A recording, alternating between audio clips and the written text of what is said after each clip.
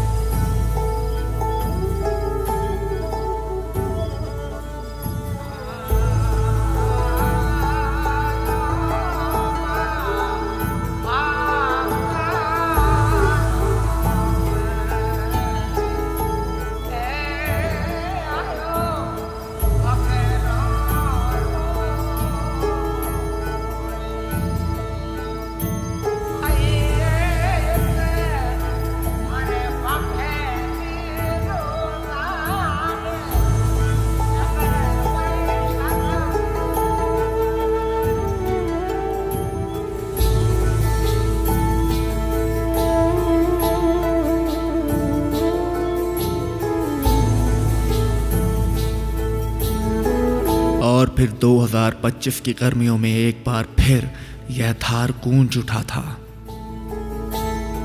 दूर पहाड़ियों में मासूमियत बिखर गई थी, बच्चों की जिंदगियां बेजार हो गई थीं। एक राष्ट्र शोक में डूबा हुआ था और उस शोक में भी एक अग्नि जल रही थी।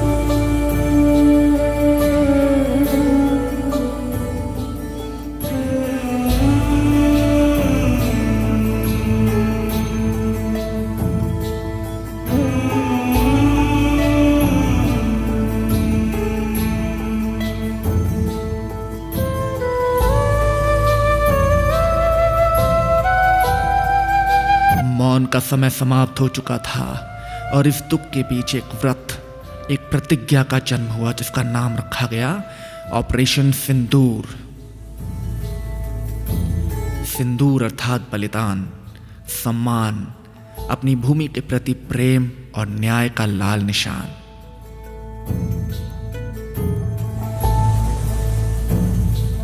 यह ऐसा नाम था जो सैन्य संकल्प से कहीं अधिक बढ़कर था। इसे केवल एक मिशन के रूप में ही नहीं, बल्कि एक रक्त और साहस की रेखाओं में लिखी प्रतिज्ञा के रूप में चुना गया था।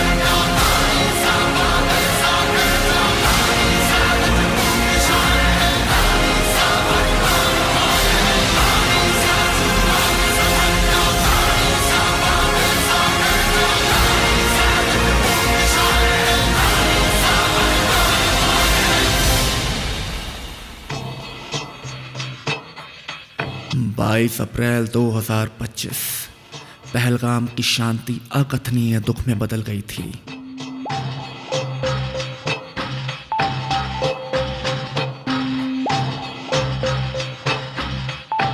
छब्बीस निर्दोष नागरिक आतंक का शिकार हुए।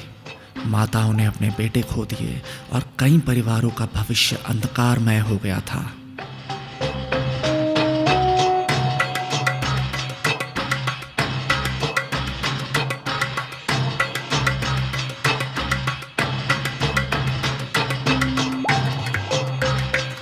इस हमले की साजिश क्यों रची गई?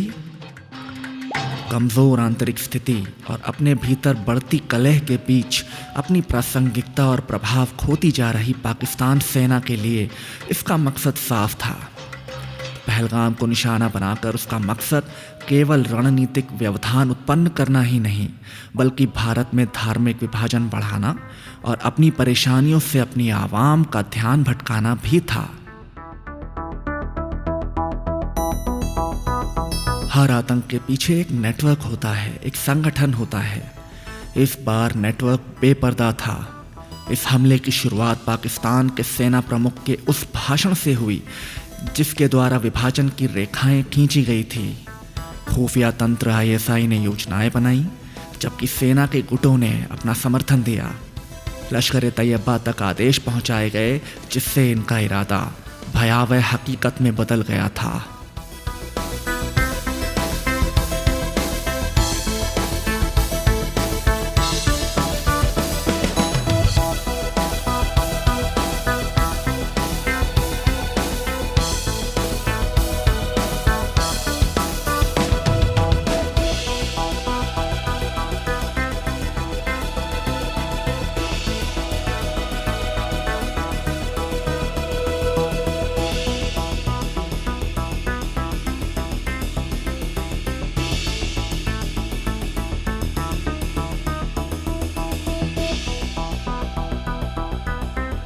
पैंतीस वर्षों से भारतीय सुरक्षा बल इस अदृश्य युद्ध में तत्पर हैं और अब तक 6,526 वीरों को खो चुके हैं। 19,019 निर्दोष नागरिकों ने इसकी कीमत चुकाई है। फिर भी इसके प्रति हमारी प्रतिबद्धता अडिग है। अकेले इस अभियान में 29,351 आतंकियों का सफाया किया जा चुका है। जैसे ही शोक की लहर आग की तरफ फैली, भारत की खुफिया एजेंसियां, सशस्त्र बल और राष्ट्रीय नेतृत्व सक्रिय हो गए। तब अचानक ये नाम सुनाई दिया, ऑपरेशन सिंदूर।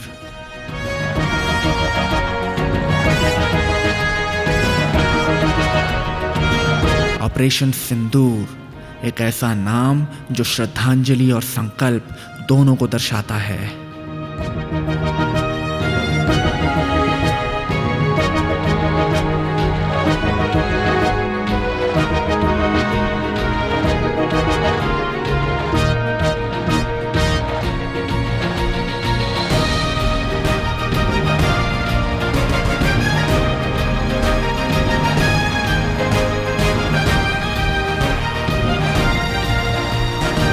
सात मई को थल सेना, वायुसेना और नौसेना ने अपना अभियान शुरू किया।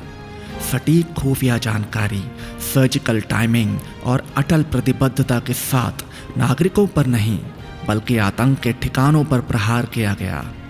ऑपरेशन सिंदूर ने पाकिस्तान और पाकिस्तान अधिकृत कश्मीर में आतंकियों से जुड़े 9 शिविर को निशाना बनाया।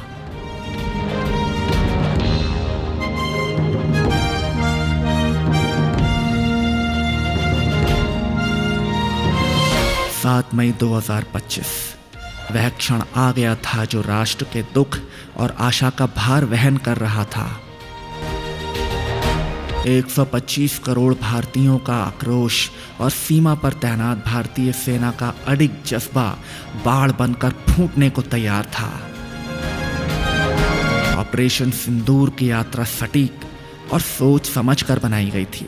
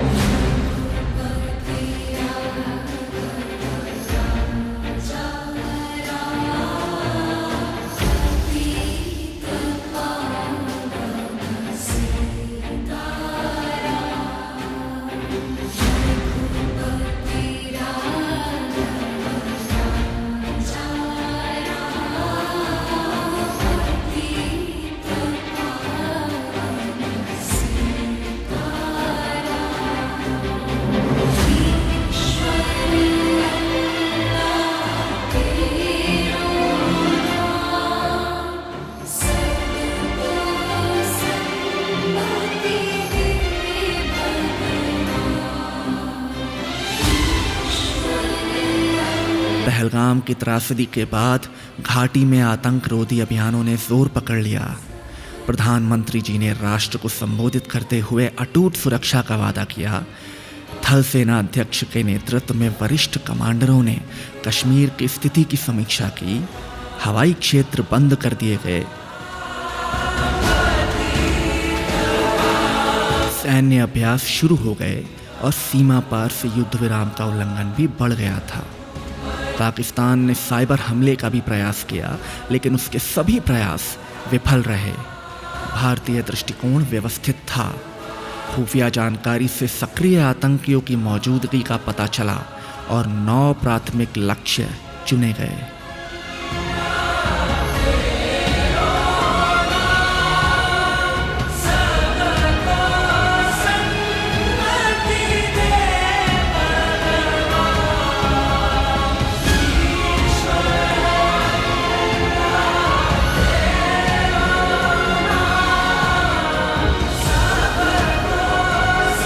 फिर हमला शुरू हुआ। भारतीय तोपखाने ने 7 ठिकानों को सटीकता से ध्वस्त कर दिया। भारतीय वायुसेना के लड़ाकू विमानों ने ऊपर से 2 और मजबूत शिविरों को नष्ट कर दिया। जमीन और आसमान दोनों तरफ से यहां पर संयुक्त हमला किया गया।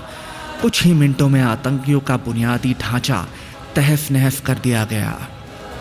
नौसेना ने तटीय मार्ग पर नजर रखी और सुनिश्चित किया कि समुद्र के रास्ते कोई न बच पाए। तीनों सेनाओं के समन्वय से आतंकियों का हर रास्ता बंद कर दिया गया। सिर्फ 23 मिनट में 9 कैंप तबाह हो गए। 100 से ज्यादा आतंकी ढेर हो गए और दुश्मन स्तब्ध रह गया था। जो रेगिस्तान कभी मौन था, अब साहस और दृढ़ता का साक्षी बन गया। रेगिस्तान अभियान कभी भी अनियमित अंधाधुंध विनाश के लिए नहीं बनाया गया था। यह संयम, सटीकता और अनुशासन का परिचायक था। पाकिस्तान ने हताश होकर जवाब दिया, लेकिन उनके सारे प्रयास केवल दिखावा साबित हुए। उन्होंने नियंत्रण रेखा पर बार बार युद्ध विराम का उल्लंघन किया। 15 सैन्य ठिकानों पर ड्रोन और मिसाइल से हमला करने का प्रयास किया। 36 जगहों पर 300 से 400 ड्रोन हमले किए। श्रीनगर में चिकित्सा केंद्र को निशाना बनाया और अवंतीपुरा और उधमपुर के स्कूलों पर भी हमला किया।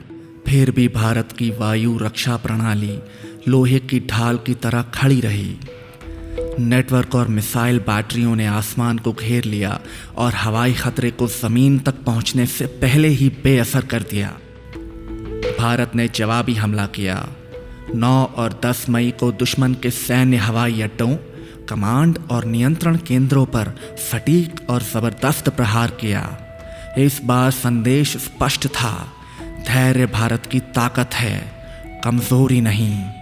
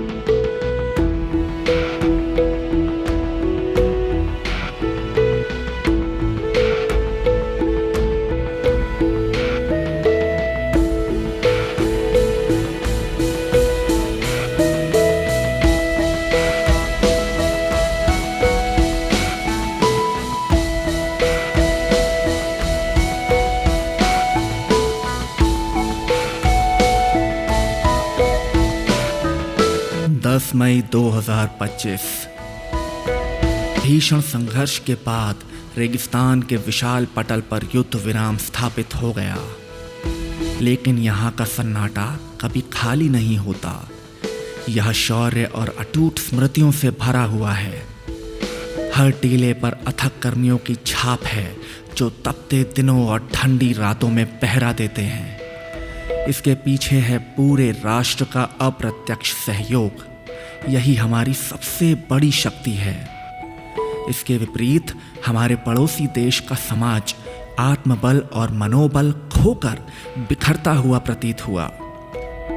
पूरे रेगिस्तान की हवाएं न्याय की खोज में गूंजती रहीं और ऊपर से आकाश सतर्क आंखों से निहारता रहा। ऑपरेशन सिंदूर केवल विजय का एक अभियान मात्र नहीं था, अपितु यह एक संदेश था। भारत झुकेगा नहीं, भारत की रक्षा भी होगी और भारत की विजय भी होगी। जय हिंद, जय भारत।